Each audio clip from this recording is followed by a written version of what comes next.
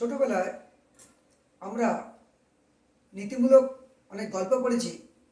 এই বয়সে এসে সেই গল্পের প্রকৃত তাৎপর্য বেশ উপলব্ধি করতে পারছি।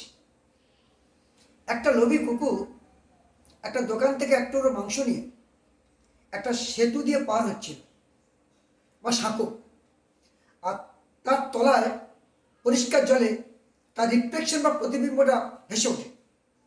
ওই কুকুর ভাবলো যে অন্য আরেকটা কুকুর মাংস নিয়ে যাচ্ছে, এর লোভ বেড়ে গেল, এর মনে ইচ্ছা হলো ওইটা আমি কেটে নেব। তাই সে ঝাঁপ দিল, তার ফলে যা হবার তাই হলো, তার নিজের টুকু গেল, হাবু ডুবে গেল। অর্থাৎ লোভ লালসা মনকে কলুষিত করে, খারাপ পথে পরিচালিত করে।